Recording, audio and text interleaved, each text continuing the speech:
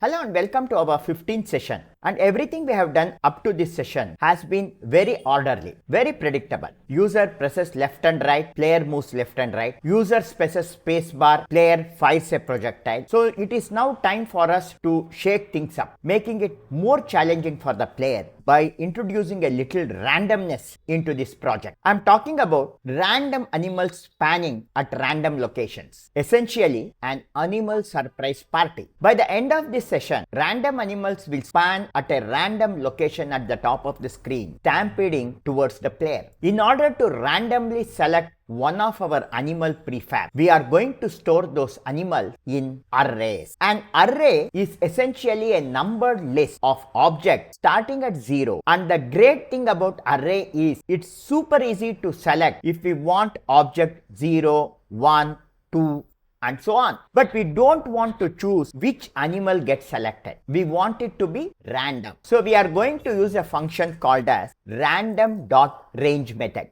to generate a random index number between 0 and 2. Will it be a mouse, a deer or a fox? Who knows? Only Random.Range does. Since Random.Range has been so helpful for us in selecting animals, we will use it to randomly generate spawn position. Then our animal starts spanning on the left, in the middle, on the left again, the right. So I think you got the idea. So to make all this happen, let's dive into Unity. Double click on this shortcut to launch Unity Hub, and once Unity Hub is launched, come into the project, and here you have the deer_game project which we were working from our previous session. However, if you doesn't have this previous session project files, then I have provided you a link to download this project file. So if you come into the Patreon page, in YouTube description and in the e-learning description, you have been provided with a Patreon page link. Come into that link, and if you scroll down, you are provided with a file called 15 deer game animal random spanning start.zip. It is around 1 GB file. Click on it to download it. Once it is downloaded, copy this file into your eUnity projects folder and right click and click on extract all to extract all the files to your folder. And once it is extracted, come back to Unity Hub and you have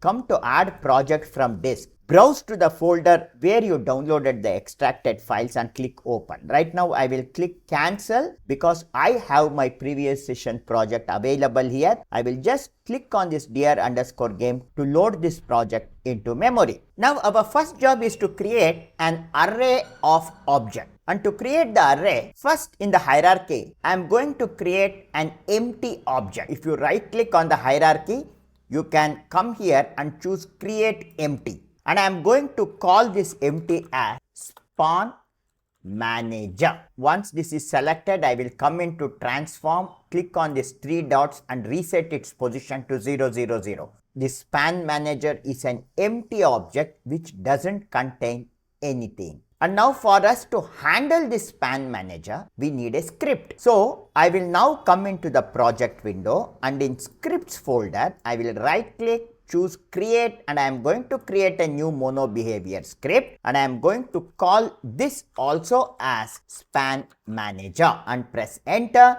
and wait for the script to compile. The name you use here in the public class and your file name should be the same. Now once the script is compiled, I will drag this script and attach it to my empty SpawnManager game object, so that if I select it, you can now see SpawnManager script is added to my empty. I will come back to project panel, select SpawnManager and double click to open it in Visual Studio Code. The very first thing we are going to do is we are going to create a variable, and for that, after this mono behavior open flower bracket, I will press enter and I will add 2 forward slashes to just write the comment. Create an array variable to hold animals. I will press enter. When you are actually working in the latest version of Visual Studio Code, if you just type the comment about what you want to do, then Visual Studio Code will automatically guide you with what command you have to use to achieve content that you have typed in your comment. First, in comment write down what exactly you want to do, and automatically you can see Visual Studio Code adds the required code. Now I can just press tab to add this. It has declared public. The type of object it is declaring is GameObject. But the difference is, after GameObject, we have added one open square bracket and close square bracket. This means the type of this GameObject is an array. Means this GameObject doesn't hold just one GameObject but a list of objects, and we have called this as animalPrefabs. Now if I go to file and save this file, if I come back to Unity and allow the script to get compiled, I will come into the hierarchy, and if I select the SpawnManager, you have this animalPrefab parameter added here, and if you open this, it says list is empty because as of now we have not added anything into this list, and you have a plus button to add it, and you have a number 0 indicating there is nothing in the list. Say for example, instead of 0 here, if I type 10 and press enter, see 10 items are added here. I am going to add just 3 items because we have only 3 animals in our project. Coming to the project, and in my prefab, now I will drag this doe1 from my project window, my prefab, into element 0 here. I will drag fox1 from my prefab into this element 1, and element 2 is moose1. I will go to file and I am going to save this. We have added the animal prefab and we have attached it in the list, but nothing is going to happen in the screen until we instantiate this object. And to instantiate it, I will come into the project panel, and again I will double click on SpawnManager to open it. I am going to make it instantiate when a particular key is pressed. When the user presses the yes key, I want a new animal to be added to my screen. Again, just like last time, we will start with a conditional if statement. I will come into void update code block, and after the open flower bracket, press enter to come into line 16. I will first type the comment, 2 forward slashes, span a random animal. When instead of space, I will call this as when the S key is pressed. Immediately see below, my Visual Studio Code has added the code that is required. So as of now, I am not going to span a random animal. I am going to just span a animal. And now you can see now it has already given me the code. To explain it to you, I am going to manually type it. So I will press enter, and I will add a conditional statement if, and in open close parenthesis, the condition will be placed in it. Then I will add open close flower bracket to place my code. So I will press enter here. First I have to add the condition. The condition is, I am going to call input function, and in this I will call this GetKeyDown, where G, K and D are capital, open close parenthesis. Which key the user is going to press? I will call for KeyCode.S. So when the user presses yes, I will come inside this now. There is an extra bracket here. I will remove this. Now coming into this block, I am now going to call the function instantiate, and in open close parenthesis, I will end it with semicolon. The very first thing I have to declare is, what is the game object that I want to instantiate?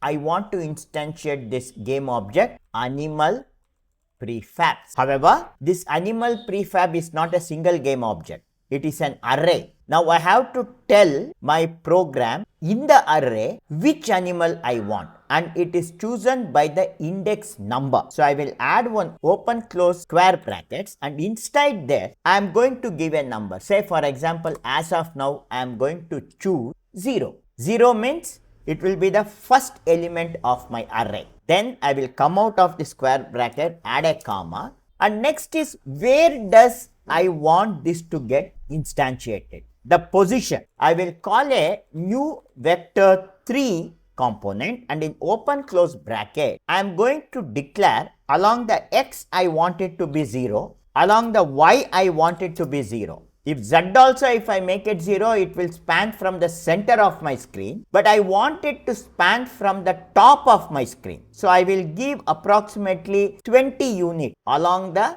Z axis. I will come out of the bracket and add a comma. I have to also add rotation, and for rotation I am going to call this animalPrefabs. In open close square bracket I am going to call for the index number 0 period. I will call this transform.rotation, so that it is going to take the rotation value from my instantiated prefab. Then I will come out and end it with semicolon. I will now come into the file and save it. If I now come back into Unity, there is an error. So if I come into the console, double click on this. See here, I have to add one extra parenthesis. It is missing for this input. Be careful about open and close bracket. Always add them together. See, this close bracket was missing. Now if I save it, come back to Unity, allow the script to get compiled. Now in console there is no error.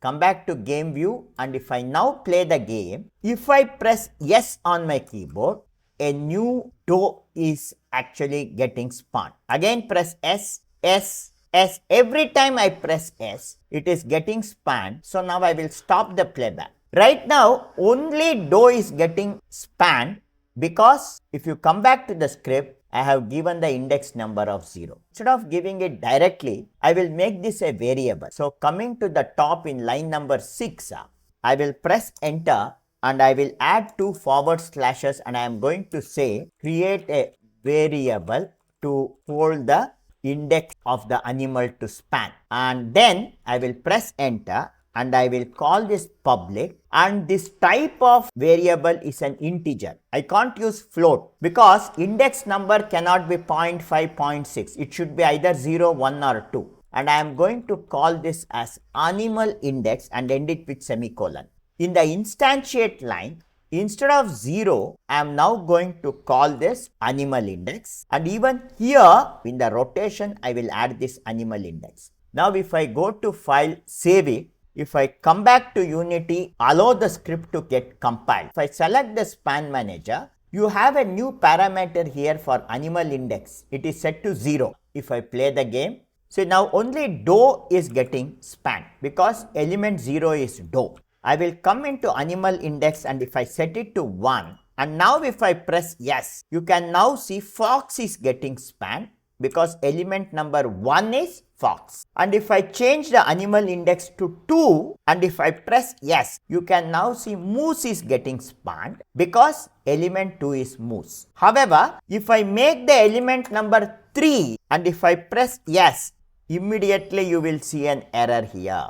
In our animal prefab list, we doesn't have item 3 at all. Element 3 is missing. I have to see that this animalIndex changes between only 0, 1 and 2 because I have only 3 items. So if I set it back to 2 and if I press again S, you can now see the moose is coming, and I will stop the playback. Instead of manually setting this animalIndex to 0, 1 or 2, I want my program to randomly associate animalIndex variable with a number between 0, 1 and 2. To achieve this, we are going to use a function called Random.Range. So now if I come back to Visual Studio Code, above this instantiate, I will press enter and I will call this animalIndex equal to, I am going to now call random period range, and I will add open close bracket and end it with semicolon. And in random range, I have to set the first element of my range. It starts from 0,